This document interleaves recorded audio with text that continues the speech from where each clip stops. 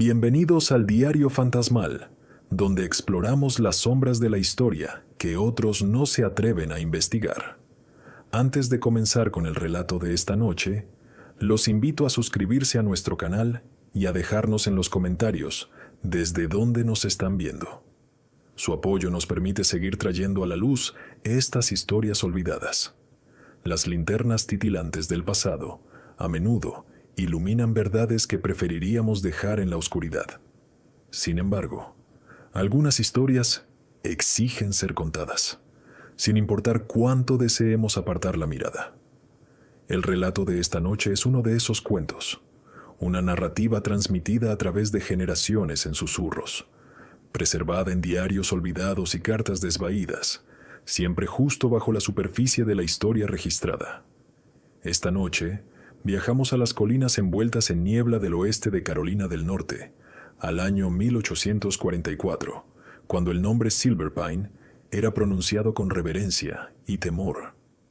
En aquellos días, los densos bosques de las montañas Blue Ridge ocultaban muchos secretos, y la superstición tenía tanto poder como la ley en las comunidades aisladas que salpicaban el paisaje.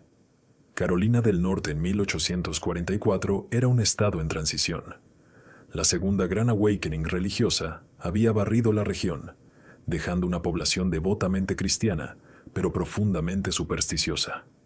Las comunidades montañosas permanecían mayormente aisladas de los cambios políticos y sociales que estaban transformando la nación. Aquí, las creencias antiguas persistían junto a las enseñanzas bíblicas, creando un paisaje cultural único, donde lo sobrenatural nunca era completamente descartado, sino reinterpretado a través de una lente cristiana. La economía giraba en torno a la agricultura y la madera, con terratenientes ricos controlando vastas extensiones de bosques y campos. Pequeños asentamientos habían surgido alrededor de molinos y puestos comerciales, conectados por caminos de tierra llenos de surcos que se volvían casi intransitables durante las frecuentes lluvias montañosas. Las noticias viajaban lentamente, llevadas por predicadores itinerantes, vendedores ambulantes y el ocasional coche de postas que traía correo y periódicos ya desactualizados por semanas. Fue en este entorno, remoto, supersticioso, gobernado más por la tradición que por la ley escrita, donde la familia Silverpine estableció su presencia y comenzó su misterioso trabajo. La familia Silverpine llegó a Blackwood County en la primavera de 1798, cuando Elias Silverpine, un comerciante adinerado de Boston, compró 500 acres de tierra forestal de primera calidad a la sombra de las montañas Blue Ridge. Los lugareños hablaban de cómo Elias apareció una mañana en la oficina del secretario del condado, con ropa impecable a pesar de haber viajado aparentemente durante semanas. Sus ojos azul pálido sin parpadear mientras contaba monedas de oro para pagar la tierra en su totalidad. Era una época en la que Carolina del Norte aún estaba encontrando su lugar como parte de los jóvenes Estados Unidos. La Guerra de Independencia había terminado apenas 15 años antes, y las cicatrices de ese conflicto aún marcaban la tierra y a su gente. La mayoría de los colonos en la región eran agricultores o tramperos, luchando constantemente contra los elementos en el terreno montañoso implacable. La repentina aparición de una familia adinerada y refinada del norte despertó inmediata curiosidad y sospecha. El secretario que procesó la compra de la tierra, un tal Thomas Beaumont, contaría más tarde a sus nietos cómo la pila de monedas de oro parecía brillar con una luz interna mientras Elías las empujaba sobre el mostrador de madera áspera. Había algo antinatural en la forma en que esas monedas captaban la luz del sol, según Beaumont. Y algo aún más extraño en cómo la sombra de Elías parecía encogerse en lugar de seguirlo mientras se movía por la oficina.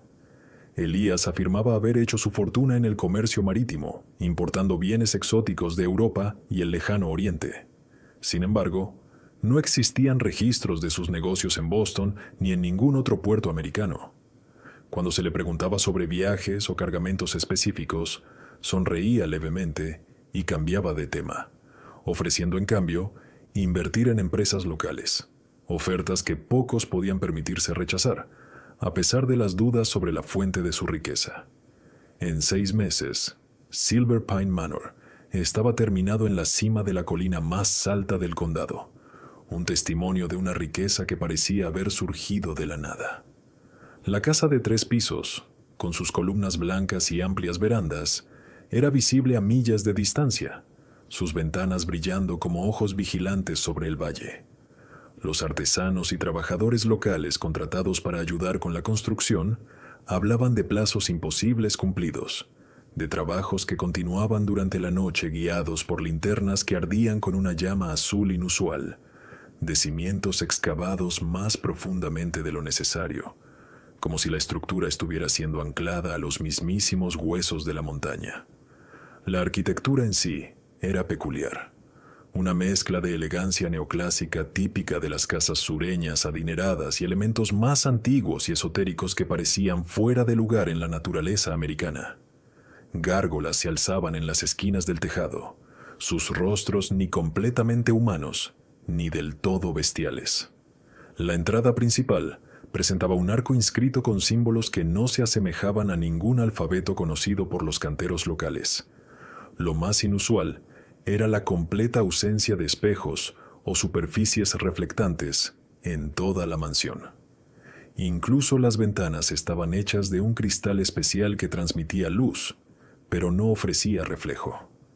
Los terrenos circundantes eran igualmente notables. Jardines de flores que florecen de noche, importadas de Europa del Este y Asia Central, rodeaban la casa, su perfume embriagador llenando el aire tras el atardecer.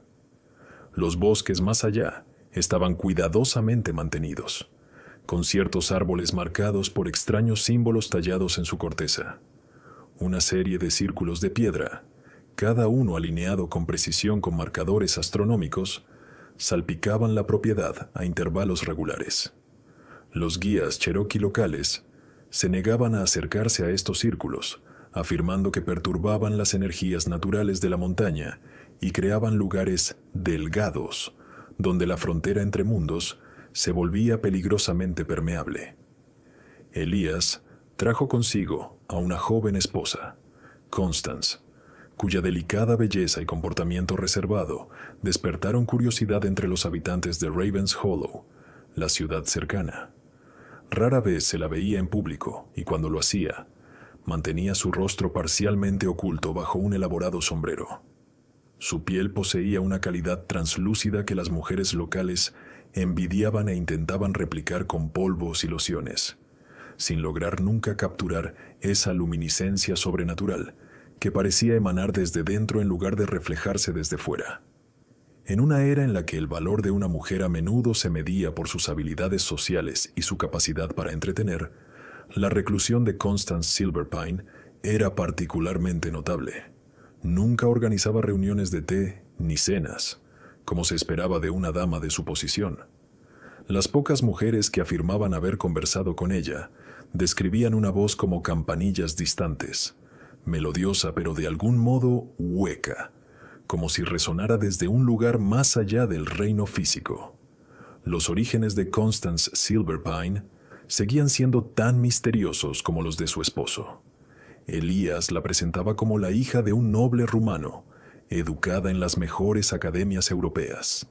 Su acento, cuando hablaba, contenía elementos de varios idiomas de Europa del Este, mezclados de una manera que hacía imposible precisar sus orígenes exactos. Llevaba consigo un pequeño cofre cerrado de madera oscura con bandas de plata, que nunca estaba lejos de su lado y que ningún sirviente tenía permitido tocar.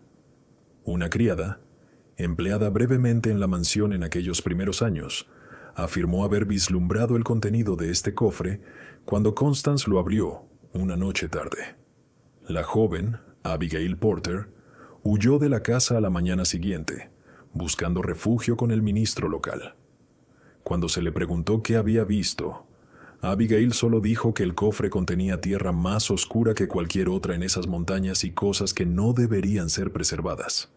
Se negó a dar más detalles y abandonó la región por completo una semana después, dirigiéndose al oeste con un grupo de colonos rumbo al territorio de Ohio.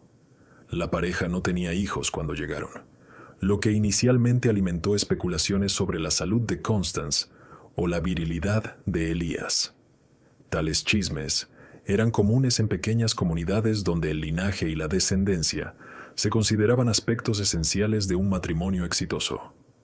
La evidente riqueza del comerciante le otorgaba cierta protección contra el ridículo abierto, pero los susurros persistían en las trastiendas de las tabernas y durante los círculos de costura. No pasó mucho tiempo antes de que comenzaran a circular rumores sobre los extraños hábitos de los Silverpine. Los sirvientes contratados en la ciudad hablaban en voz baja sobre las peculiares demandas de sus empleadores.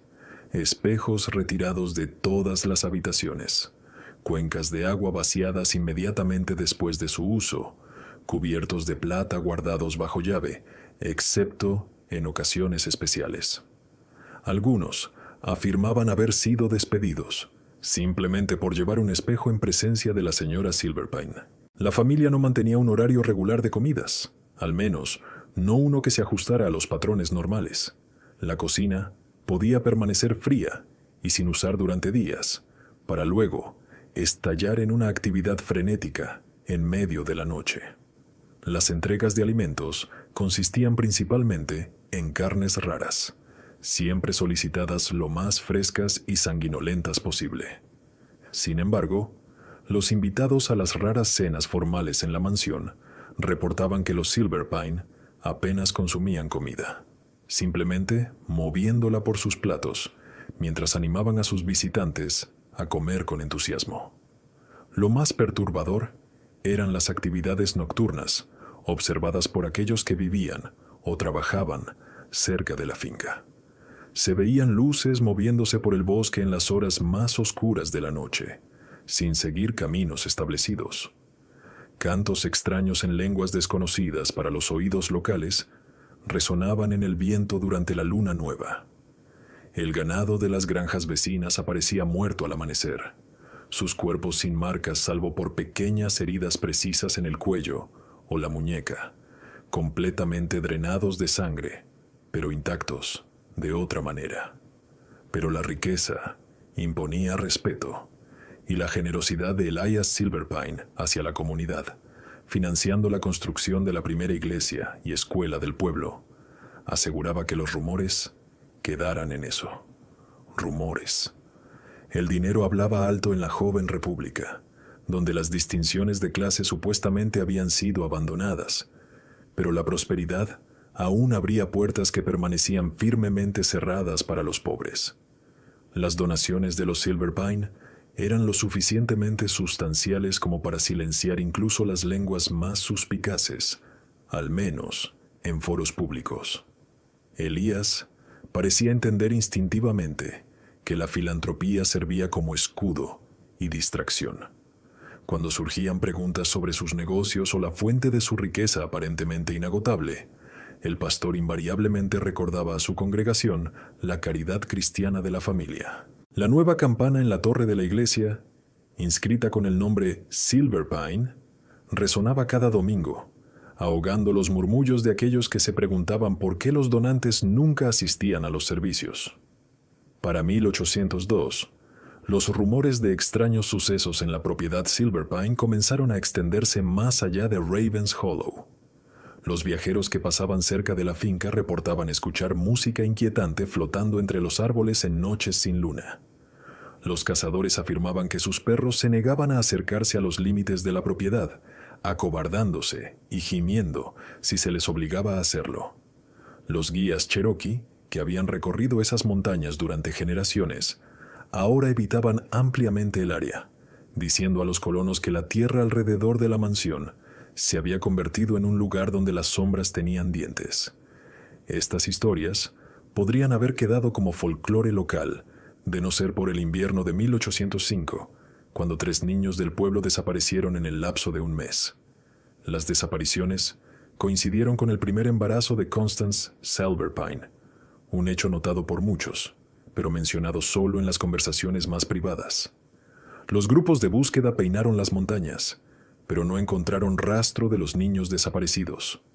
Su desaparición finalmente se atribuyó a animales salvajes, o quizás a una tormenta invernal severa que había azotado la región. Poco después de la desaparición del último niño, Constance fue vista en el pueblo por primera vez en meses. Su embarazo, ahora evidente, a pesar del pesado manto invernal que llevaba.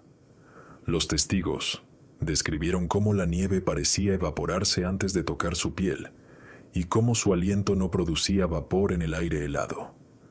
Lo más perturbador eran los informes de que su sombra, proyectada por el sol invernal, se movía independientemente de su cuerpo, siempre una fracción de segundo detrás de sus movimientos, como si luchara por mantenerse al paso.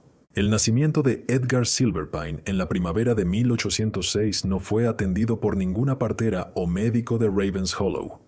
En cambio, una mujer extraña llegó a la mansión una semana antes del parto, una figura alta y demacrada con cabello plateado, a pesar de su rostro aparentemente juvenil. Los residentes locales informaron que llegó a pie, portando solo una pequeña bolsa negra, habiendo caminado desde ninguna dirección clara a través del bosque durante una tormenta, con su ropa y cabello perfectamente secos al salir de los árboles. El parto duró 3 días, según los sirvientes que hablaron del evento más tarde.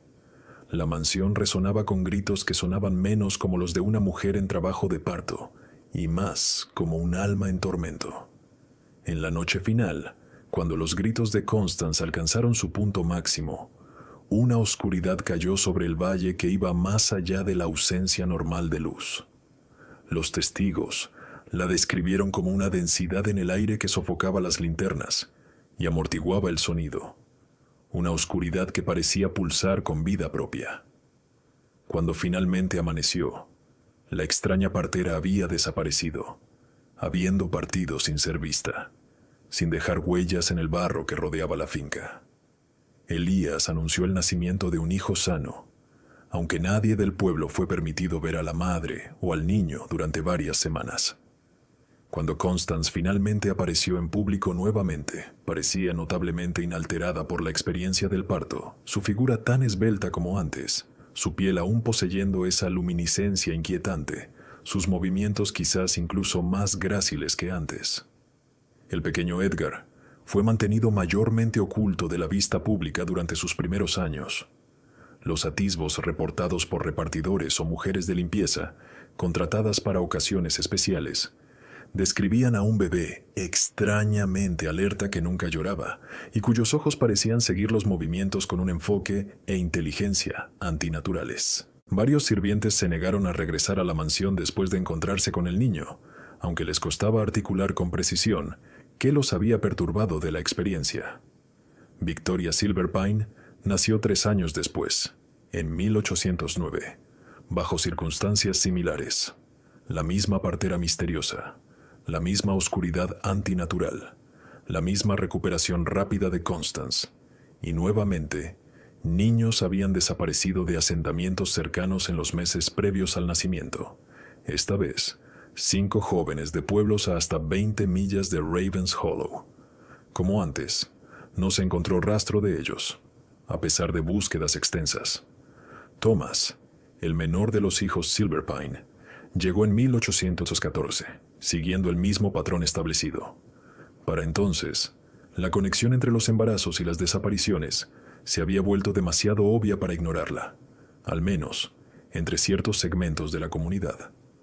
Un grupo de padres, cuyos hijos habían desaparecido, intentó acercarse a la mansión con antorchas y rifles de caza, con la intención de confrontar a Elias. Nunca llegaron a la casa. Los testigos describieron una repentina niebla que descendió de la montaña, envolviendo completamente a los hombres. Cuando se despejó 1 hora después, los aspirantes a justicieros fueron encontrados vagando por el bosque, a millas de su destino previsto, sin memoria de lo que había ocurrido después de que partieron y sin recordar por qué se habían armado en primer lugar. Para 1820, los Silverpine tenían 3 hijos: Edgar, el mayor, de 21 años, Victoria, de 19, y el joven Thomas, apenas de 16. Los 3 heredaron la notable estatura de su padre y la belleza etérea de su madre, con piel pálida que parecía brillar bajo la luz de la luna, cabello negro como ala de cuervo y ojos de un azul tan claro que parecían casi incoloros bajo cierta luz. Cada nacimiento había seguido el mismo patrón: la retirada de Constance de la vista pública, desapariciones inexplicables en comunidades cercanas, y luego el anuncio repentino de un nuevo heredero Silverpine, sin que ninguna partera o médico asistiera al parto. Los niños fueron educados en casa, instruidos por una sucesión de hombres eruditos que llegaban de ciudades lejanas y rara vez permanecían más de un año. Estos tutores, cuando interactuaban con la gente del pueblo, hablaban de la extraordinaria inteligencia de sus pupilos, particularmente de su facilidad con lenguas modernas y antiguas. Uno de ellos, un antiguo catedrático de Oxford llamado Reginald Marsh, se volvió infame en Ravens Hollow por su fuerte bebida tras su despido de Silverpine Manor. En sus borracheras, murmuraba sobre aptitudes antinaturales y conocimientos que ningún niño debería poseer, aunque se volvía reservado y temeroso cuando se le presionaba por detalles. A medida que los hijos Silverpine crecían, comenzaron a aparecer ocasionalmente en el pueblo, siempre impecablemente vestidos con las últimas modas de Europa, siempre corteses, pero de alguna manera distantes, como si observaran las interacciones humanas en lugar de participar en ellas.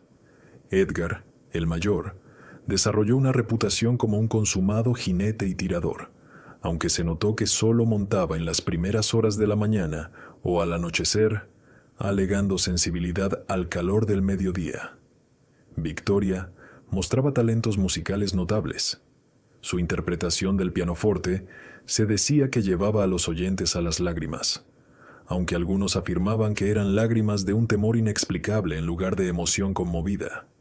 Thomas, el menor, encantaba a las chicas locales con su ingenio rápido y modales corteses, una rara flor de sofisticación en la ruda comunidad montañosa.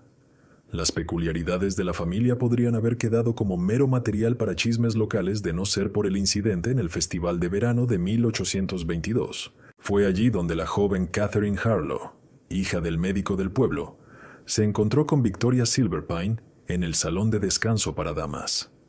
El Festival de Verano era el evento social más importante de Ravens Hollow, una celebración de 3 días que marcaba el solsticio de verano, mezclando observancias cristianas con tradiciones paganas más antiguas que persistían en las comunidades montañosas aisladas. Las familias de todo el condado se reunían en la plaza del pueblo para disfrutar de música, baile, banquetes y diversas competiciones de habilidad y fuerza.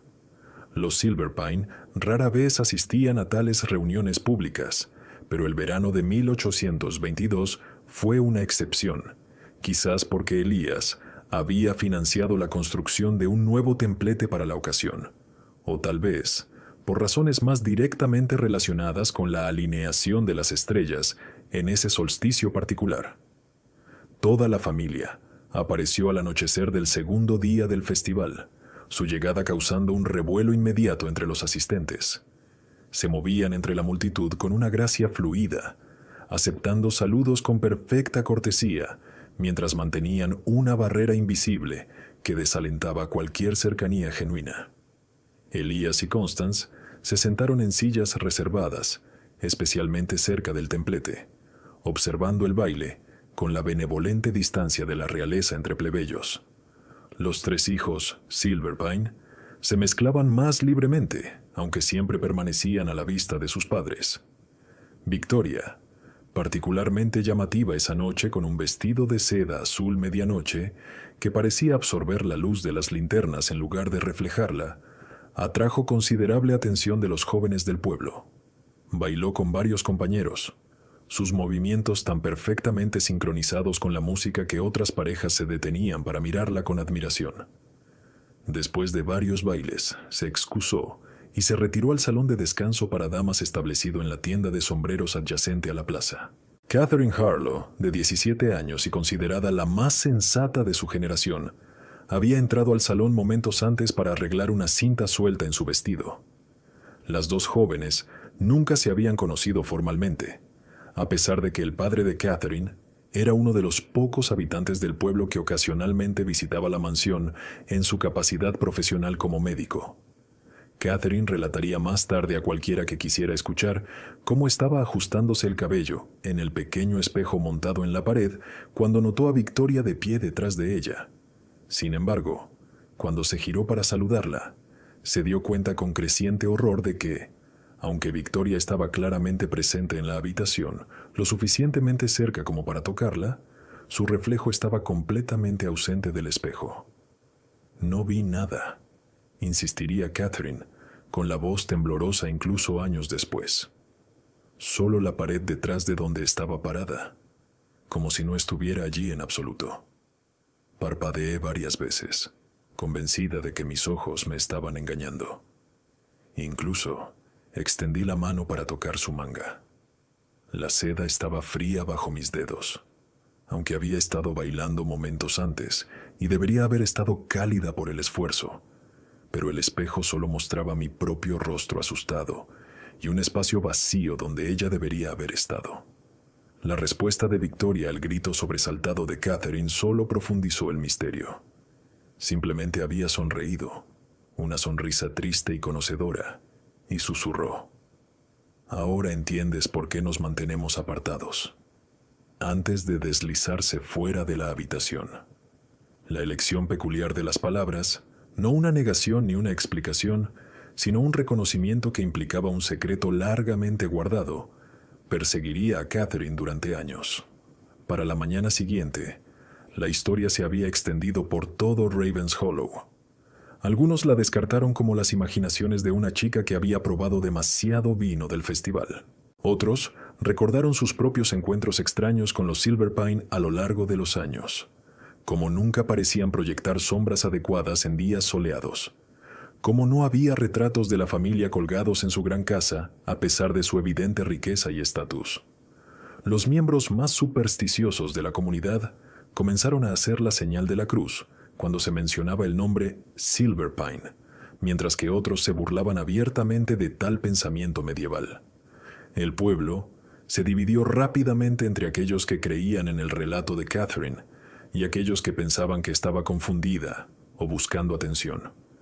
La división se trazó en gran medida según las líneas de clase, con los residentes más ricos, aquellos que se beneficiaban más directamente de las inversiones y el mecenazgo de Elias Silverpine, liderando a los escépticos, mientras que los trabajadores y agricultores, que durante mucho tiempo habían albergado sospechas sobre la familia en la colina, encontraron que la historia simplemente confirmaba lo que siempre habían sospechado.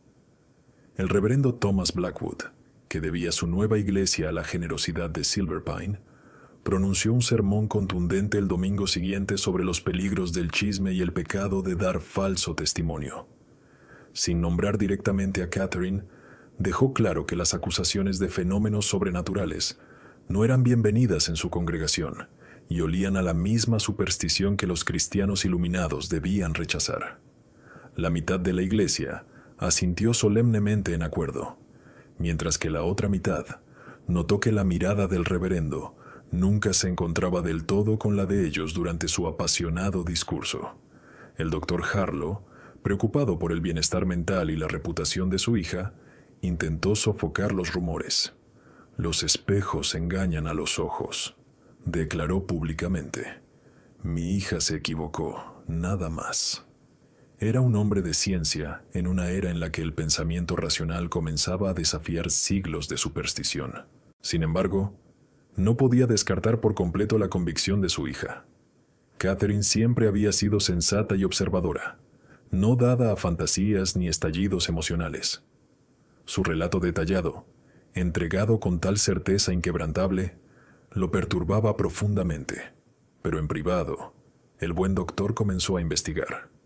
Sus diarios, descubiertos décadas después en el ático de su antigua casa, detallan su creciente obsesión con la familia Silverpine y su condición, lo que llegó a llamar la ausencia de presencia reflectante.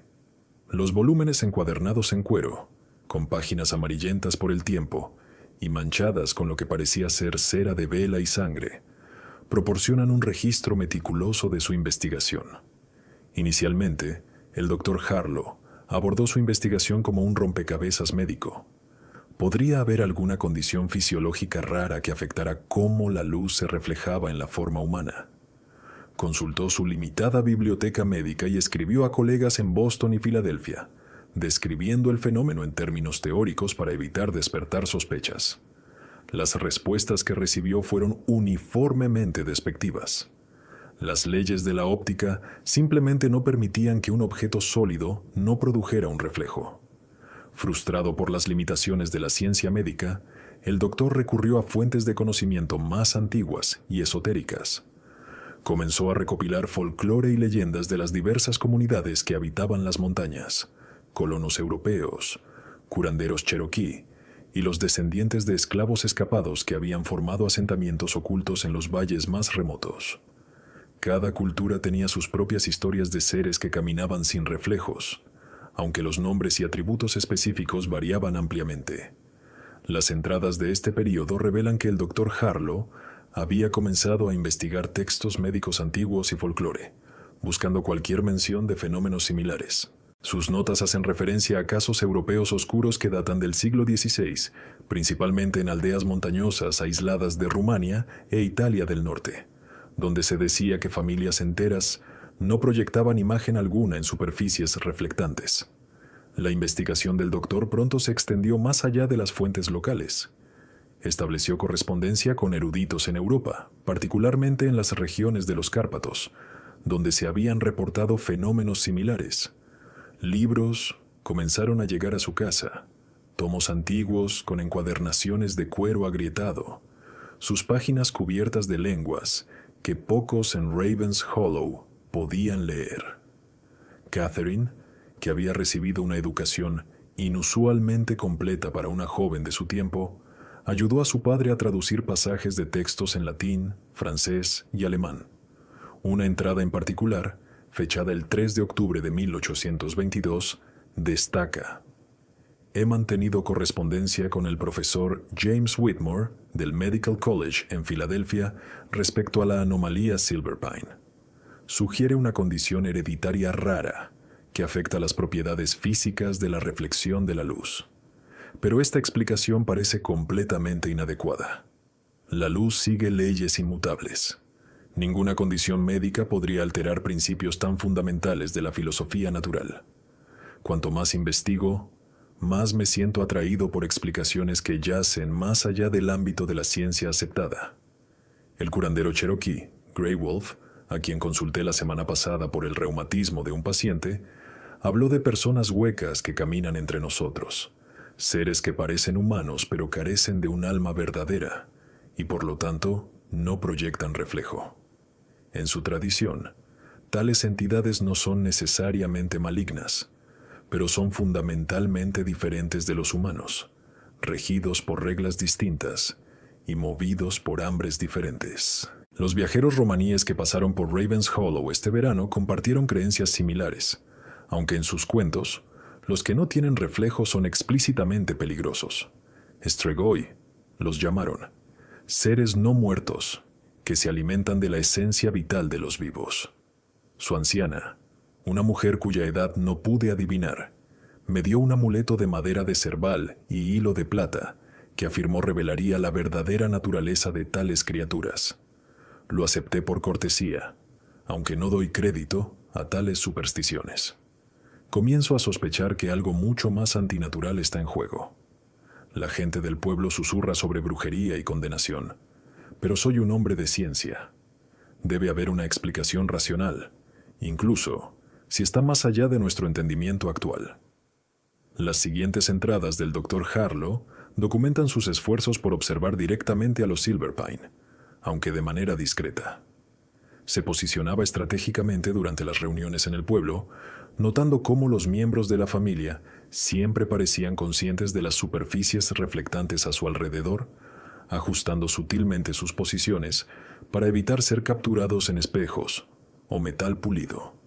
Registró el ángulo preciso del sol durante encuentros al aire libre y la curiosa manera en que sus sombras a veces parecían retrasarse detrás de sus movimientos, como si las siguieran de mala gana. Lo más revelador fueron sus observaciones sobre sus hábitos alimenticios. En público, los Silverpine aceptaban platos de comida en funciones sociales, pero a través de varios trucos de prestidigitación y cuidadosa distracción, lograban consumir muy poco. El Dr. Harlow notó que Elías era particularmente hábil para parecer comer con entusiasmo, mientras en realidad transfería comida a servilletas o la redistribuía estratégicamente alrededor de su plato.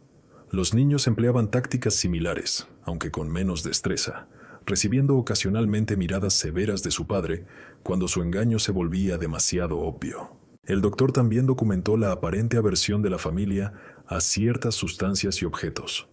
No tocaban la plata directamente, siempre usando guantes al manejar cubiertos de plata. Evitaban cruzar agua corriente siempre que fuera posible, eligiendo rutas tortuosas alrededor incluso de arroyos pequeños. Lo más revelador fue su reacción a los símbolos religiosos. No el retroceso dramático descrito en cuentos sensacionalistas, sino una tensión sutil, un leve estremecimiento apenas perceptible cuando se enfrentaban a un crucifijo o al pasar por la iglesia. Estas observaciones, combinadas con el creciente cuerpo de folclore que había recopilado, llevaron al Dr. Harlow a una conclusión que era reacio a articular incluso en sus diarios privados. La palabra vampiro aparece solo una vez en sus notas, escrita con mano temblorosa al final de una página y luego tachada fuertemente, como si temiera que nombrar la cosa pudiera convocarla de alguna manera. En cambio, desarrolló su propia terminología, refiriéndose a los Silverpine como hemófagos o consumidores de esencia vital, términos clínicos que quizás hacían el concepto más aceptable para su mente científica. Sin importar el lenguaje que usara, las implicaciones eran las mismas. La familia en la colina no era humana en el sentido convencional, sino algo completamente diferente, algo que había aprendido a moverse entre los humanos mientras permanecía fundamentalmente separado de ellos. El invierno siguiente fue inusualmente duro, con nieve cubriendo las montañas a principios de noviembre y no retrocediendo hasta finales de marzo. Durante estos meses fríos y oscuros, los Silverpine se retiraron completamente de la vida pública. Ningún miembro de la familia fue visto en el pueblo, y los suministros eran entregados a la mansión por un cuidador taciturno que no ofrecía conversación más allá de lo estrictamente necesario para las transacciones. El aislamiento del invierno dio lugar a nuevos rumores. Los cazadores que rastreaban presas reportaban luces moviéndose por el bosque que rodeaba Silverpine Manor a horas extrañas, linternas que parecían flotar sin portadores entre los árboles. Un trampero llamado Jeremiah Collins afirmó haber encontrado una serie de huellas extrañas en la nieve cerca del límite norte de la propiedad Silverpine. Huellas que comenzaban y terminaban abruptamente, como si lo que las había hecho hubiera descendido del cielo y regresado a él. Lo más perturbador fue su descripción del patrón inusual.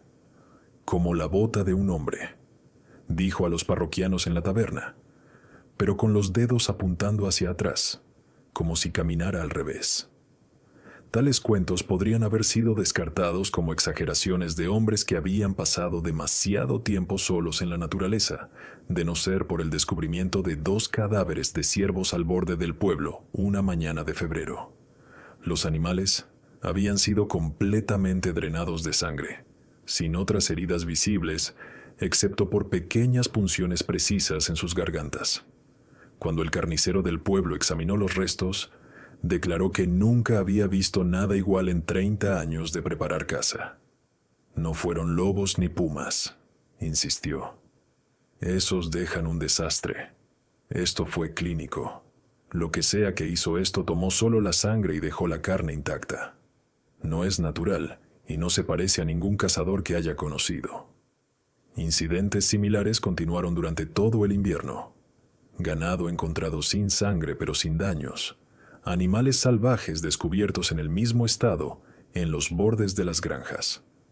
Lo más perturbador eran los informes de granjas periféricas de niños que despertaban gritando en la noche, afirmando que rostros pálidos los habían estado observando a través de ventanas empañadas. En cada caso, Se encontraron huellas en la nieve debajo de esas ventanas a la mañana siguiente, huellas que comenzaban y terminaban repentinamente sin un rastro que condujera hacia o desde la casa. A medida que el invierno se profundizaba, la ansiedad crecía en Ravens Hollow. Las familias comenzaron a tomar precauciones inauditas en años anteriores, colgando ajo y ramas de cerval sobre puertas y ventanas, dibujando cruces rudimentarias en los postes de las puertas con carbón o pintura, manteniendo objetos de plata prominentemente exhibidos en las salas comunes. El reverendo Blackwood denunció estas prácticas como supersticiones paganas, pero su congregación las continuó de todos modos, a menudo en secreto si sentían que su pastor podría desaprobarlas. Cuando finalmente llegó la primavera, trayendo consigo la vibrante renovación de la vida al valle, Elias Silverpine salió de su reclusión para hacer un anuncio que alimentaría aún más la creciente inquietud. Su hijo mayor, Edgar, iba a casarse con la señorita Eleanor Blackwood, la sobrina huérfana del juez Blackwood del condado vecino. El compromiso causó un gran revuelo, no solo porque pocos en Ravens Hollow habían conocido o siquiera oído hablar de Eleanor Blackwood antes del anuncio. El propio juez Blackwood parecía sorprendido por el enlace cuando se le preguntó, admitiendo que su sobrina había llegado recientemente del extranjero para vivir bajo su cuidado tras la trágica muerte de sus padres en un incendio. Cuando se le presionaba por detalles sobre los antecedentes de Eleanor o cómo había conocido a Edgar Silverpine, el juez se volvía inusualmente vago, su precisión judicial habitual dando paso a generalidades murmuradas y cambios abruptos de tema. Eleanor misma permanecía invisible en Ravens Hollow, supuestamente recuperándose del viaje a la casa de su tío y preparándose para su nueva vida como señora Silverpine. Los rumores abundaban sobre sus circunstancias. Algunos decían que era excepcionalmente hermosa pero enfermiza. Otros afirmaban que estaba desfigurada por el incendio que se llevó a sus padres y por eso se mantenía oculta de las miradas curiosas. Unos pocos susurraban que ya estaba embarazada, y el matrimonio apresurado estaba diseñado para preservar el honor de ambas familias. El doctor Harlow, siempre metódico en su investigación de los Silverpine, hizo un punto de visitar la finca del juez Blackwood, con el pretexto de discutir el establecimiento de un hospital adecuado en el condado. Su verdadero propósito, como revela su diario, era vislumbrar a la misteriosa futura novia y determinar si compartía los rasgos inusuales de la familia con la que estaba a punto de unirse. Su entrada de esta visita describe un encuentro extraño. Fui recibido cordialmente por el juez Blackwood, aunque parecía distraído y inusualmente pálido. Cuando pregunté por la salud de su sobrina, esperando una presentación, una sombra pasó por su rostro. Me informó que Eleanor estaba descansando y no podía ser molestada, pero me aseguró su excelente salud y ánimo. Mientras hablaba estas palabras, su mano temblaba ligeramente y no quiso encontrar mi mirada. Lo más curioso fue lo que ocurrió mientras me marchaba. Al pasar por una puerta parcialmente abierta en el piso superior, vislumbré a una joven sentada en una ventana, de espaldas a mí. Su cabello era del mismo negro cuervo que el de los hijos Silverpine, y estaba antinaturalmente inmóvil, sin siquiera parecer respirar mientras miraba hacia el atardecer que se aproximaba. Me detuve, y aunque no hice ningún sonido, ella giró la cabeza ligeramente, no lo suficiente para que viera su rostro, pero sí lo bastante para estar seguro de que estaba consciente de mi presencia. El aire en el pasillo se volvió súbitamente frío, y sentí una urgencia abrumadora de huir de la casa, aunque no puedo explicar por qué. Mientras bajaba apresuradamente las escaleras, escuché claramente una risa suave desde la habitación de arriba, seguida de palabras en un idioma que no reconocí, pero que erizaron los vellos de mis brazos. El juez Blackwood estaba esperando en la puerta principal, su expresión ahora compuesta, pero sus ojos atormentados. Me despidió con una jovialidad forzada y prácticamente me empujó fuera de su casa. La boda estaba programada para el 21 de junio, el solsticio de verano, una fecha que no pasó desapercibida para los miembros más supersticiosos de la comunidad, quienes susurraban que tal día tenía un poder especial para aquellos que traficaban con artes antinaturales. El momento también parecía extraño por razones prácticas. Junio en las montañas de Carolina traía un clima impredecible, desde un calor sofocante hasta tormentas repentinas y violentas. La mayoría de las bodas locales se celebraban tradicionalmente en los meses más templados de abril u octubre. Los preparativos para la ceremonia avanzaron con notable eficiencia. Silver Pine Manor experimentó una transformación, con trabajadores traídos desde tan lejos como Charleston para renovar y decorar. Muebles nuevos llegaban diariamente, transportados por el sinuoso camino hacia la finca en una procesión de carretas. Los jardines se expandieron, se construyeron edificios anexos, y toda la propiedad fue rodeada por una nueva cerca de hierro, rematada con puntas afiladas que varios observadores notaron que parecían púas de plata. Lo más significativo fue la construcción de un pabellón especial en el jardín este, una estructura de mármol blanco y madera oscura que no seguía ningún estilo arquitectónico familiar para los constructores locales. El pabellón estaba orientado precisamente hacia el punto donde el sol saldría en la mañana del solsticio, su arco central enmarcando los primeros rayos del amanecer. El suelo de piedra estaba incrustado con símbolos similares a los que adornaban la entrada de la mansión, dispuestos en círculos concéntricos alrededor de un altar central de obsidiana pulida. Las invitaciones a la boda eran muy codiciadas, a pesar de, o quizás debido a, la creciente inquietud que rodeaba a la familia Silverpine. Ser excluido era confirmarse como insignificante. Ser incluido era ser admitido en un mundo de riqueza y privilegio que pocos en Ravens Hollow experimentarían de otra manera. Incluso aquellos que se persignaban al mencionar el nombre Silverpine encontraban excusas para aceptar cuando las tarjetas grabadas llegaban a sus hogares.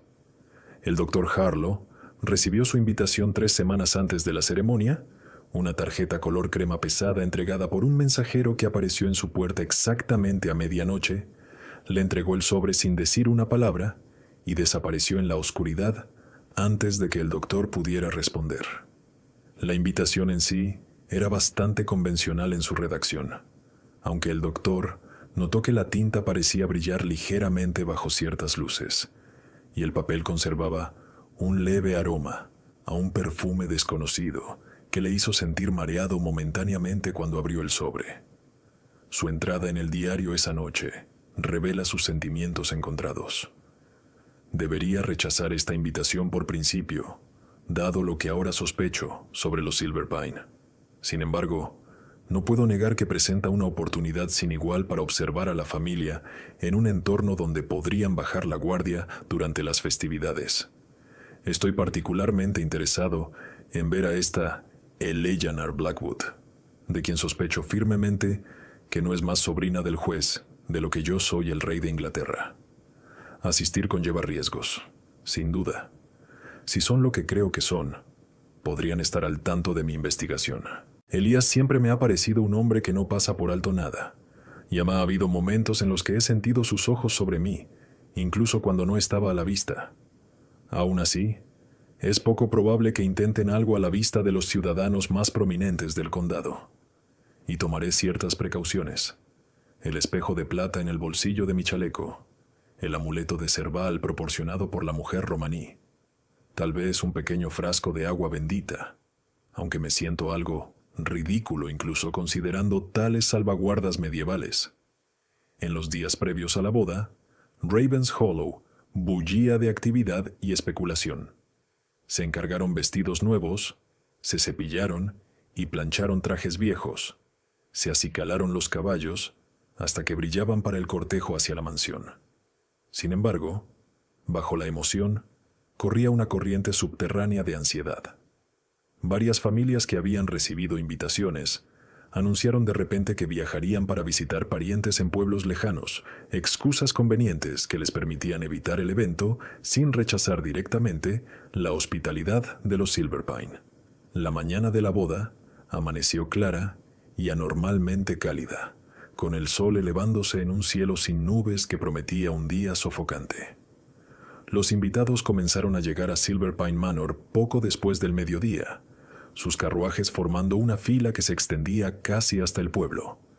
Cada vehículo era recibido en la puerta por asistentes silenciosos vestidos de negro que dirigían a los visitantes a un área de recepción en el césped este, donde se servían refrigerios. La ceremonia estaba programada para las 3:00 p.m., cuando el sol estaría en su punto más alto, una hora inusual para una boda, particularmente para una familia que se rumoreaba prefería las sombras. Este horario fue interpretado más tarde por el Dr. Harlow como una declaración deliberada, una demostración de poder destinada a mostrar que los Silver Pine podían soportar incluso la luz solar directa cuando les convenía. La ceremonia comenzó puntualmente a las 3:00. Edgar Silverpine estaba de pie bajo el pabellón, su alta figura aún más imponente por su postura perfecta y el corte severo de su traje negro. A su lado, su padre Elías y su hermano menor Thomas mantenían la misma postura rígida, sus rostros pálidos inexpresivos mientras observaban a los invitados reunidos. Constance y Victoria estaban sentadas en la primera fila, ambas vestidas con vestidos gris plateado que parecían capturar y reflejar la luz del sol en patrones hipnóticos, desviando la atención de sus rostros. Un cuarteto de cuerdas tocaba una melodía sombría y desconocida que varios invitados describieron más tarde como hermosa, pero de alguna manera equivocada, con armonías que parecían cambiar en direcciones inesperadas, creando una sensación de inquietud en lugar de la alegría típicamente asociada con la música de bodas. Los músicos mismos no eran locales, sino que habían sido traídos desde Charleston específicamente para la ocasión. Tocaban con precisión mecánica, sin levantar nunca la vista de sus instrumentos, sus expresiones vacías como si estuvieran en trance. Un silencio cayó sobre la asamblea cuando Eleanor apareció al final del camino del jardín, una visión en seda marfil. Su rostro estaba parcialmente oculto por un velo delicado, pero incluso a través de esta barrera de gasa, su belleza era evidente. Se movía con una gracia fluida hacia su futuro esposo, cada paso medido y deliberado. Al pasar por los invitados sentados, varios reportarían más tarde una sensación curiosa, un escalofrío momentáneo, a pesar del calor de junio, un breve vértigo como si el suelo bajo ellos se hubiera movido. Una anciana afirmó haber visto los pies de Eleanor flotando 1 pulgada sobre el césped, aunque este relato fue generalmente atribuido a la mala iluminación bajo los robles y a la vista defectuosa de la testigo. Cuando el ministro comenzó la ceremonia, el Dr. Harlow hizo su movimiento. Bajo el pretexto de alcanzar su pañuelo, sacó el pequeño espejo de plata de su bolsillo y lo inclinó cuidadosamente para capturar al grupo nupcial. Lo que vio, o más bien lo que no vio, lo hizo jadear audiblemente, atrayendo varias miradas irritadas de los invitados cercanos. El espejo reflejaba al ministro, los arreglos florales, el pabellón blanco, pero donde deberían haber estado los hombres Silverpine y la novia, no había nada más que el fondo de árboles y cielo. Catherine, sentada junto a su padre, sintió que se ponía rígido y siguió su mirada hacia el espejo. Su rostro perdió todo color y apretó el brazo de su padre con tanta fuerza que más tarde él descubriría moretones en forma de sus dedos. Esto no era un truco de percepción ni de iluminación, ninguna ilusión óptica que pudiera explicarse por la ciencia. La evidencia estaba literalmente en la mano, una prueba irrefutable de que los Silverpine no eran seres naturales. La ceremonia concluyó sin más incidentes, aunque el Dr. Harlow escribiría más tarde que le resultó imposible concentrarse en los procedimientos, con su mente acelerada por las implicaciones de lo que había presenciado. La ausencia de reflejos se extendía a la novia, confirmando su sospecha de que los Silverpine habían buscado deliberadamente una pareja con alguien que compartiera su rasgo antinatural. Los votos intercambiados entre Edgar y Eleanor contenían desviaciones sutiles de la ceremonia tradicional que pocos en la asistencia notaron, pero que el Dr. Harlow registró fielmente. Donde el ministro debería haber invocado la bendición divina, en cambio, habló de lazos eternos y una unión que trascendía las limitaciones mortales. La pareja no prometió hasta que la muerte nos separe, sino más bien más allá de las restricciones de la muerte y la vida.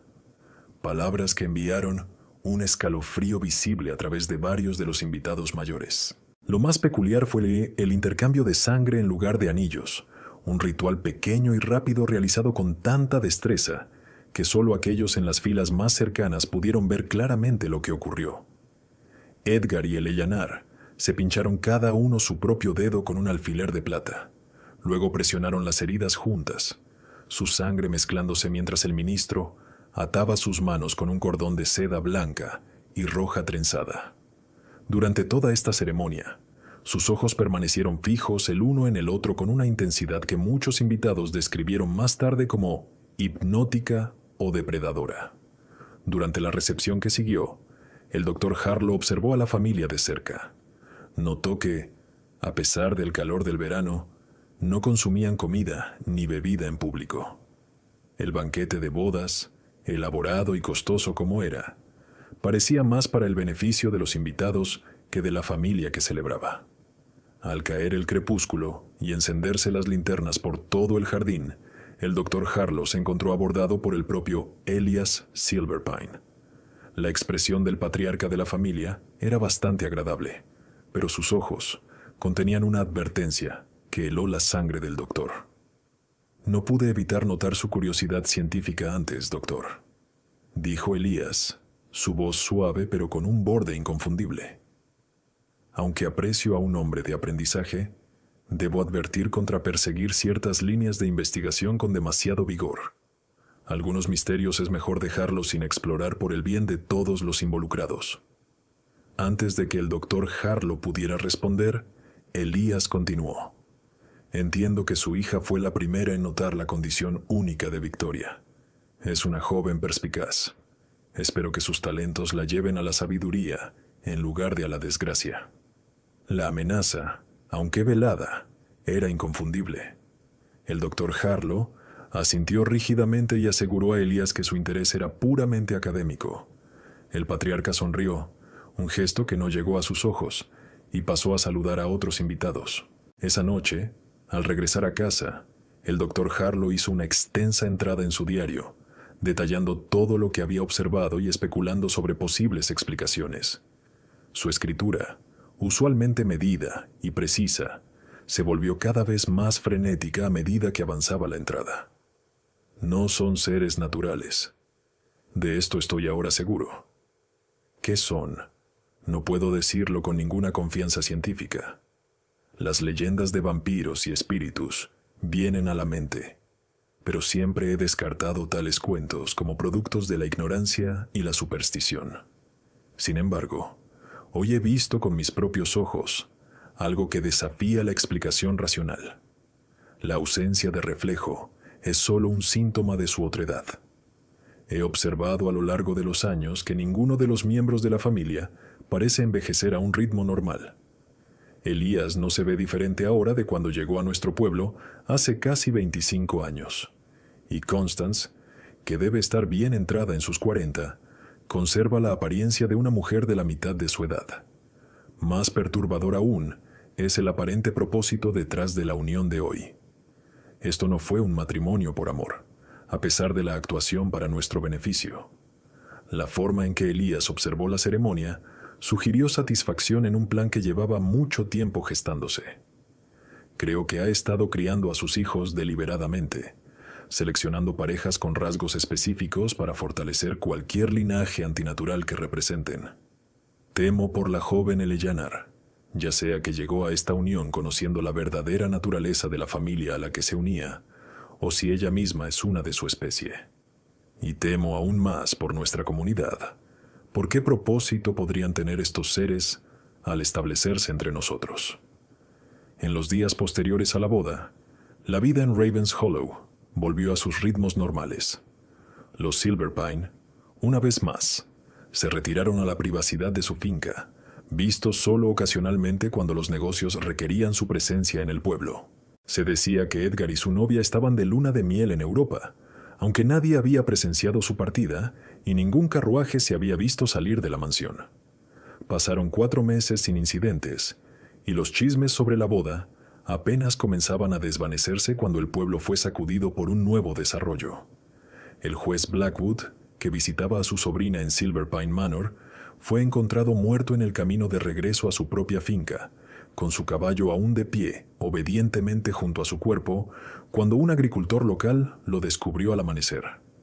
La causa oficial de la muerte se determinó como un ataque repentino de apoplejía, un derrame cerebral que lo había hecho caer de su montura.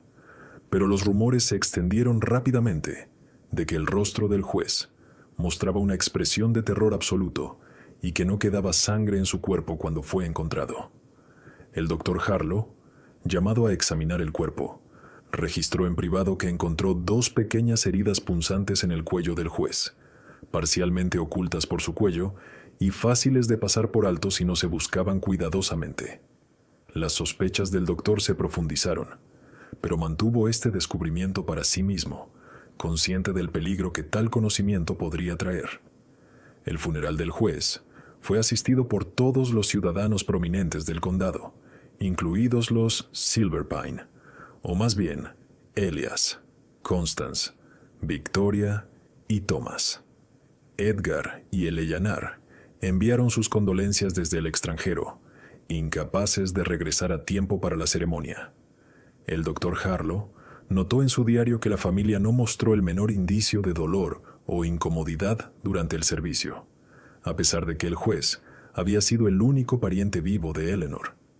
Sus expresiones permanecieron impasibles incluso durante las partes más conmovedoras del elogio, sus ojos escaneando constantemente a la multitud como si evaluaran posibles amenazas u oportunidades. Llegó el invierno nuevamente, y con él, una serie de muertes misteriosas en las granjas periféricas. 3 mujeres jóvenes, todas encontradas en sus camas, sus cuerpos pálidos y sin sangre, sin signos de lucha ni entrada forzada en sus hogares. El único factor común era que cada una había reportado haber visto a un joven apuesto con ojos azul pálido en los días previos a sus muertes, un hombre que había aparecido en sus puertas al anochecer, pidiendo direcciones o asistencia. Las descripciones coincidían con Thomas Silverpine, el menor de la familia. Pero cuando el sheriff, a regañadientes, visitó la mansión para investigar, Elías proporcionó una coartada sólida para su hijo. Thomas, afirmó, había sido enviado a Boston por asuntos familiares y había estado ausente de Ravens Hollow durante más de un mes. Se presentaron cartas supuestamente enviadas por Thomas desde Boston como evidencia, y el sheriff, ya sea convencido o intimidado, abandonó su investigación. Sin embargo, el doctor Harlow, que había comenzado a rastrear los movimientos de la familia con detalle obsesivo, había visto a Thomas con sus propios ojos en la misma noche en que murió una de las chicas. El joven Silverpine había estado caminando por el borde del pueblo justo después del atardecer, moviéndose con su característica gracia fluida en dirección a la granja de la víctima.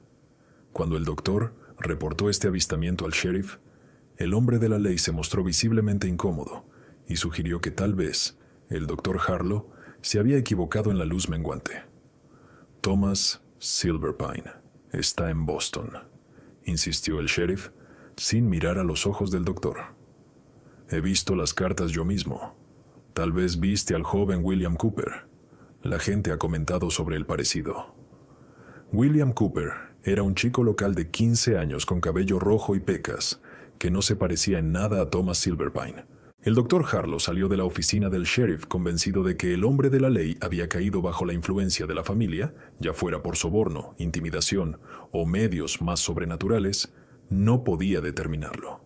Para la primavera de 1823, el miedo se había arraigado en Ravens Hollow. Las familias comenzaron a asegurar sus hogares con elaboradas precauciones cada noche. Ventanas clavadas a pesar del creciente calor, puertas atrancadas, espejos posicionados para reflejar las entradas y ajo colgado en los marcos de las puertas, una práctica que atraía burlas de algunos, pero que fue adoptada con creciente frecuencia a medida que continuaban las muertes. El doctor Harlow cuya investigación había continuado en secreto, comenzó a compartir sus hallazgos con un pequeño círculo de amigos de confianza, incluido el pastor Mitchell de la iglesia del pueblo y William Crabtree, un erudito que se había retirado a Ravens Hollow tras años enseñando historia en Harvard College. El pastor Mitchell, un hombre de mediana edad con un ceño perpetuamente fruncido, no era el mismo reverendo que había amonestado a su congregación contra los chismes tras la revelación de Catherine. Ese hombre, el reverendo Blackwood, un pariente lejano del juez, había sucumbido a una misteriosa enfermedad debilitante 6 meses después de defender a los Silverpine desde su púlpito. Su reemplazo, Mitchell, era de una pasta más fuerte, un ex misionero que había pasado años en regiones remotas de África y América del Sur, donde afirmaba haber encontrado fenómenos que desafiaban la teología convencional. William Crabtree presentaba una figura aún más inusual en la pequeña comunidad montañosa.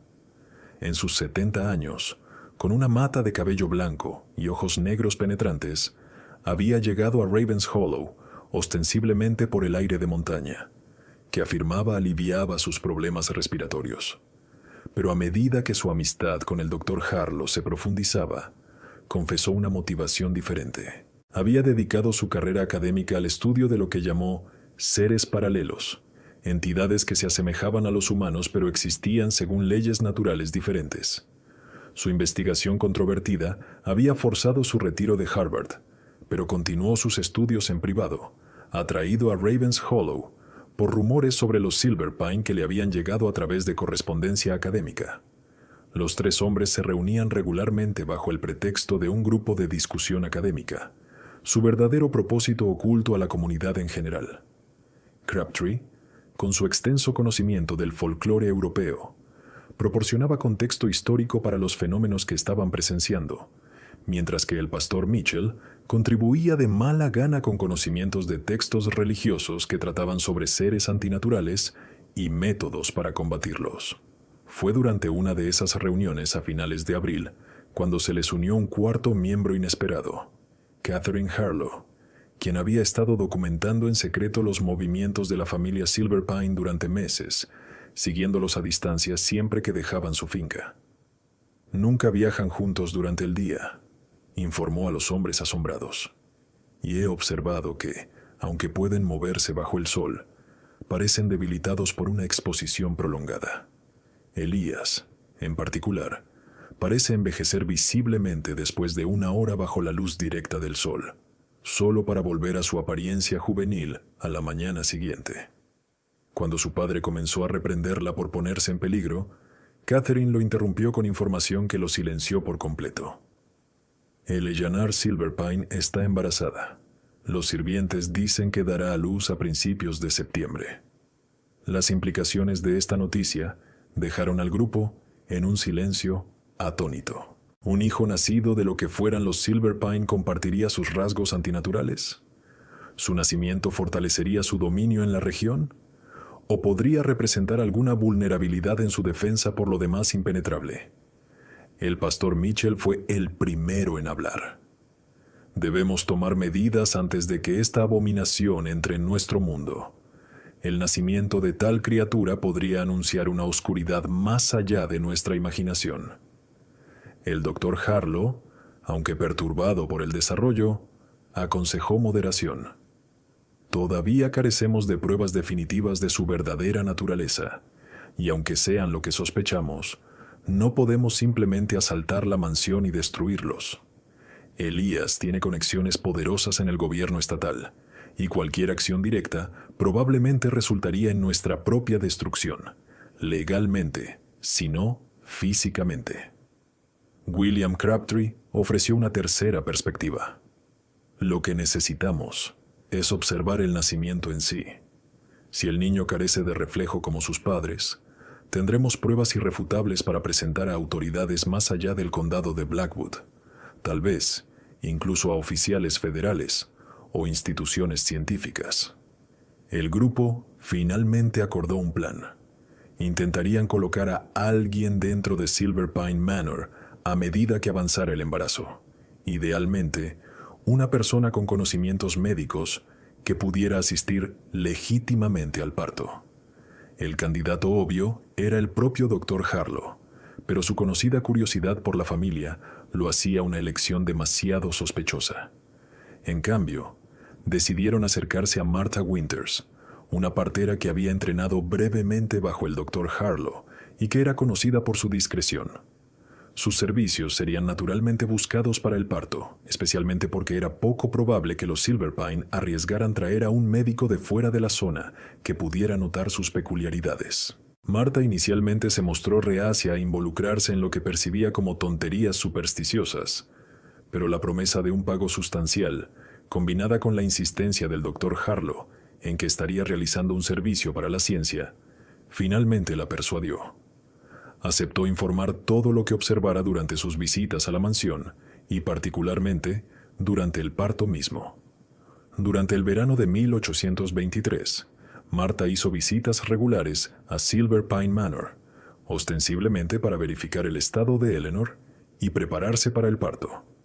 Después de cada visita, se reunía en secreto con el Dr. Harlow para compartir sus observaciones, que él registraba diligentemente en un diario separado dedicado enteramente al caso. Los informes de Martha confirmaron muchas de sus sospechas mientras añadían nuevos detalles. Eleanor estaba efectivamente embarazada, pero su embarazo progresaba con una velocidad inusual. A pesar de afirmar que la concepción ocurrió a finales de diciembre, para julio, parecía estar en las etapas finales del embarazo, con su vientre enormemente hinchado, mientras el resto de su cuerpo permanecía delgado hasta el punto de la emaciación.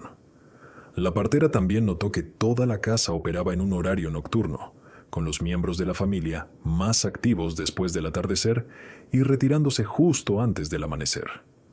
Las ventanas permanecían fuertemente cortinadas en todo momento, y un sistema complejo de poleas permitía a los sirvientes abrir y cerrar estas cortinas sin exponer a la familia a la luz solar directa.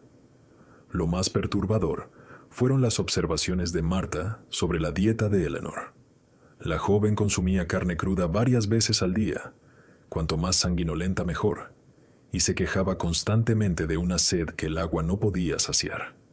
En una ocasión, Martha presenció a Eleanor bebiendo lo que parecía ser sangre de un cáliz de plata, que Elías afirmó era un tónico especial recetado para su condición. «Es un antiguo remedio familiar», explicó con esa misma sonrisa fría que nunca llegaba a sus ojos. «Rico en hierro y muy eficaz para mujeres en su delicado estado». Martha también reportó cambios significativos en la mansión misma. El sótano había sido extensamente renovado, con nuevas habitaciones construidas detrás de puertas pesadas con cerradura. Sonidos extraños emanaban de estas cámaras por la noche, cánticos en lenguas desconocidas, gritos ocasionales que podrían haber sido humanos o animales, y una vez, un aullido sostenido que parecía hacer vibrar los mismísimos cimientos de la casa. Los terrenos también habían sido modificados. Círculos de piedra similares al que había rodeado el pabellón de la boda ahora salpicaban la propiedad, cada uno posicionado según alguna geometría arcana que Martha no podía descifrar, pero que Crabtree creía relacionada con alineaciones astronómicas. Los trabajadores habían sido traídos de fuera de la región para construir estas características, y luego fueron enviados inmediatamente una vez completada su tarea. Cuando llegó agosto, la tensión en Ravens Hollow alcanzó un punto crítico.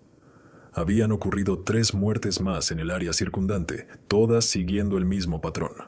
Víctimas encontradas sin sangre con pequeñas heridas en sus cuellos o muñecas. El sheriff, bajo una creciente presión de los habitantes del pueblo, intentó otra investigación sobre los Silverpine, pero regresó de la mansión confundido y desorientado, incapaz de recordar detalles de su conversación con Elías. En la noche del 21 de agosto de 1823, Martha Winters fue convocada urgentemente a Silverpine Manor. Eleanor había entrado en trabajo de parto semanas antes de lo que incluso los cálculos revisados de Martha habían predicho. La partera envió un mensaje al Dr. Harlow como se había acordado. Luego se apresuró a la mansión, llegando justo después del atardecer. Encontró el hogar en un estado de caos controlado, con sirvientes corriendo para preparar la cámara de parto mientras Elías paseaba por el pasillo exterior, su compostura habitual rota por una genuina preocupación. Marta fue conducida a la habitación de Eleanor, donde encontró a la joven retorciéndose de agonía en una cama despojada de todo, excepto una sábana negra. Victoria atendía a su cuñada, limpiando su frente con un paño húmedo y murmurando lo que a Marta le sonaba como palabras en un idioma que nunca había escuchado antes. El parto progresó con una velocidad antinatural. Dentro de 1 hora de la llegada de Marta, Eleanor estaba lista para dar a luz. La partera se posicionó para recibir al niño, intentando mantener su comportamiento profesional a pesar de la extrañeza de la situación. Lo que sucedió a continuación perseguiría a Martha Winters hasta su último día. Mientras el Eleanor daba un alarido final que helaba la sangre, el niño emergió, no de cabeza como la naturaleza pretendía, sino de alguna manera fluyendo como una sombra líquida, sin forma por un momento aterrador, antes de coalescer en la forma de un infante en las manos expectantes de Marta.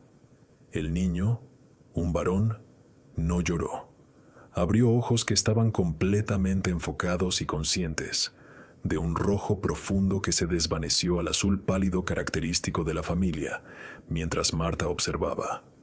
Cuando intentó limpiarlo con un paño húmedo, el agua parecía pasar a través de su piel como si fuera niebla, sin dejar humedad detrás. Lo más perturbador de todo fue que, cuando Marta captó un vistazo de ambos en el pequeño espejo de mano que llevaba en el bolsillo de su delantal, un acto deliberado planeado con el Dr. Harlow, vio solo a sí misma, aparentemente sosteniendo aire vacío. Eleanor alcanzó a su hijo con una intensidad desesperada, y Marta, con manos temblorosas, le entregó al infante a su madre. En el momento en que el niño estuvo en los brazos de Eleanor, su cuerpo pareció volverse más sustancial, más real, como si extrajera solidez de su abrazo. Elías entró en la habitación entonces, su rostro transformado por una expresión que Marta solo pudo describir como triunfante. Se acercó a la cama y miró a su nieto con tal hambre desnuda en sus ojos que Marta instintivamente dio un paso atrás. El primer Silverpine nacido en el Nuevo Mundo, murmuró Elías, su voz cargada de emoción. El comienzo de nuestro verdadero legado. La partera fue despedida poco después, con un pago que excedía con creces la tarifa habitual por sus servicios, y una advertencia de Elías de que la discreción sería muy apreciada respecto a ciertos aspectos inusuales del nacimiento. La amenaza bajo sus palabras corteses era inconfundible. Marta no era una mujer tímida. Había asistido al nacimiento de cientos de niños en las condiciones más desafiantes, desde ventiscas hasta campos de batalla durante la guerra de 1812. Pero algo en los ojos de Elias Silverpine, mientras le entregaba la pesada bolsa de monedas de oro, heló su sangre. No era solo la amenaza implícita lo que la perturbaba, sino la certeza absoluta de que él sabría instantáneamente si ella hablaba de lo que había presenciado, como si de alguna manera pudiera monitorear sus pensamientos desde la distancia. A pesar de este miedo, Marta fue directamente a la casa del Dr. Harlow, donde él, el pastor Mitchell y William Crabtree esperaban su informe. Los 3 hombres escucharon horrorizados mientras Marta describía lo que había presenciado, sus manos temblando tan violentamente que Catherine tuvo que ayudarla a beber el brandy que su padre le ofreció. No fue natural, concluyó Marta, con lágrimas corriendo por su rostro. Ese niño no es humano, y la forma en que lo miraron, no con el amor de padres o abuelos, sino con la satisfacción de hombres que han completado una empresa largamente planeada. Son lo que sean, sea cual sea el propósito que los trajo aquí, ese niño es la culminación de ello.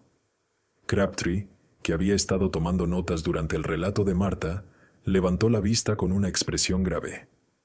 Esto se alinea precisamente con los textos de los Cárpatos que estudié en Heidelberg, dijo. El nacimiento de un niño sombra a padres que carecen de reflejos se describe como la finalización de un ciclo, el punto en el que su especie se vuelve verdaderamente nativa de una nueva tierra. Los manuscritos antiguos afirman que tales nacimientos son extremadamente raros y requieren condiciones específicas: una alineación celestial, terreno sagrado y la mezcla de linajes que ya portan el rasgo. El pastor Mitchell, con el rostro ceniciento, añadió: en el libro apócrifo de Enoc se menciona a los hijos nacidos de sombra y noche que eventualmente heredarían los dominios de los hombres. Siempre interpreté esto metafóricamente, pero ahora se desvaneció, incapaz de completar el pensamiento. El grupo debatió hasta bien entrada la noche, sopesando sus opciones y las posibles consecuencias de varios cursos de acción. Al amanecer, habían llegado a una decisión.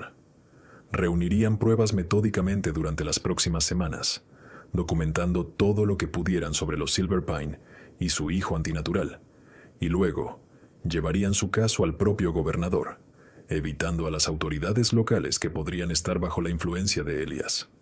Pero los eventos superarían su planificación cuidadosa.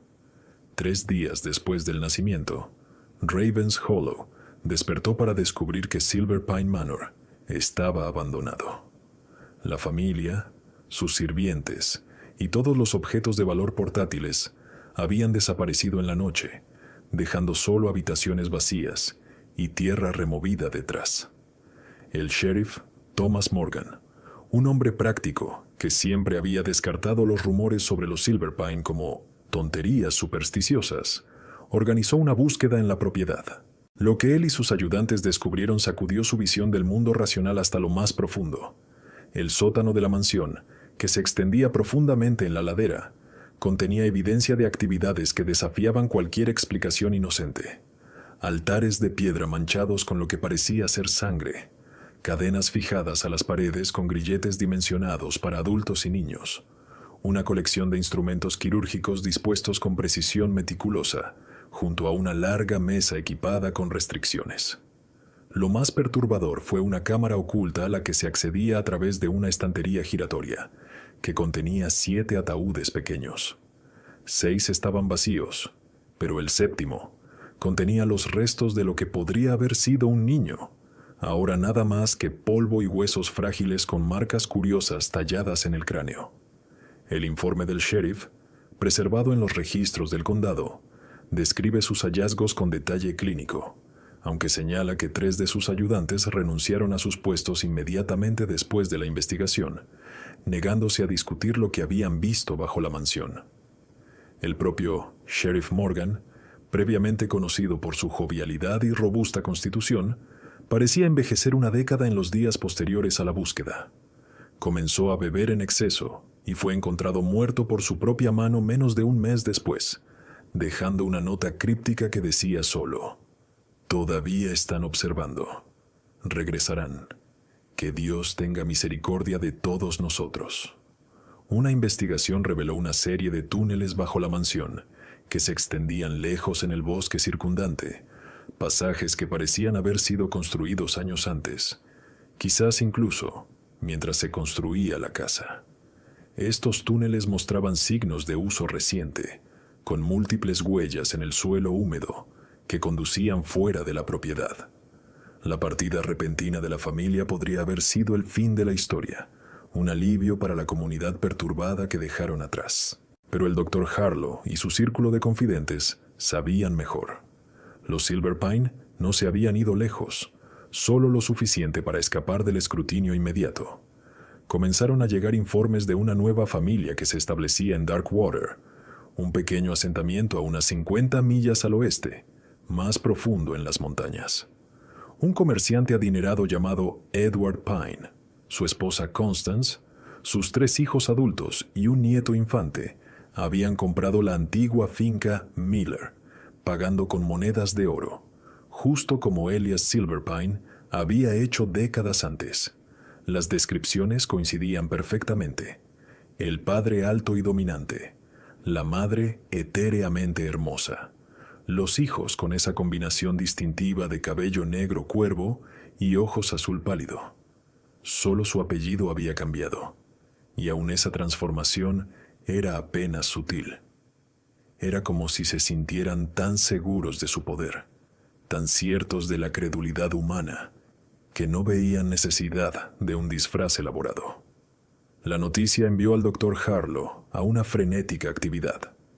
Envió a Catherine a Darkwater bajo el pretexto de visitar a una amiga de la escuela, instruyéndola para observar la nueva residencia desde una distancia segura y reportar de vuelta. Mientras tanto, él, Crabtree y el pastor Mitchell profundizaron en su investigación, ahora con el beneficio del testimonio de Martha sobre el nacimiento para guiar su indagación. Catherine regresó después de una semana, visiblemente conmocionada por su experiencia. Confirmó que la familia Pine era en efecto los Silver Pine, aunque habían alterado ligeramente su apariencia. Elías ahora usaba barba. Constance había aclarado su cabello a un castaño oscuro, y los hijos vestían con estilos más simples que los que habían adoptado en Ravens Hollow, pero su gracia antinatural y la intensidad peculiar de su mirada seguían siendo inconfundibles. Más preocupante fue el informe de Catherine sobre la atmósfera en Darkwater. Todo el pueblo parece embrujado, le dijo a su padre y sus colegas. Hablan de los Pine con una reverencia que roza la adoración, aunque la familia ha estado allí menos de un mes. Edward Pine ya ha sido nombrado para el consejo del pueblo y se le ofreció el puesto de magistrado, que declinó cortésmente mientras sugería a su hijo Edgar para el papel en su lugar. Ella describió cómo la familia había comenzado inmediatamente a replicar su estrategia de Ravens Hollow: grandes donaciones a instituciones locales, inversiones estratégicas en negocios, relaciones cuidadosamente cultivadas con residentes influyentes. Pero esta vez, su integración en la comunidad estaba ocurriendo mucho más rápido, como si hubieran refinado su enfoque basándose en experiencias pasadas. Lo más perturbador fue el relato de Catherine sobre una joven llamada Mary Sullivan, que había sido contratada como niñera para el infante. «Ha cambiado», dijo Catherine, luchando por encontrar las palabras correctas. «Conocí a Mary desde la infancia. Nuestras madres eran amigas. Siempre estaba llena de vida, rápida para reír. Pero ahora se mueve como sonámbula, sus ojos vacíos, excepto cuando mira al niño. Entonces, se llenan de una devoción que roza la locura. Y hay marcas en sus muñecas y cuello, pequeñas heridas parcialmente ocultas por su collar y mangas. Han hecho de ella un recipiente viviente», murmuró Crabtree, su desapego académico cediendo momentáneamente al horror genuino. «Una fuente de sangre fresca para el infante». Los textos mencionan esto. Seleccionan a una mujer joven y saludable de buen carácter, forman un vínculo de dependencia y se alimentan de ella hasta que está completamente agotada física y espiritualmente. Luego, encuentran otra. La salud del doctor comenzó a decaer en los meses siguientes a estos eventos, su obsesión con el caso Silver Pine consumiéndolo, hasta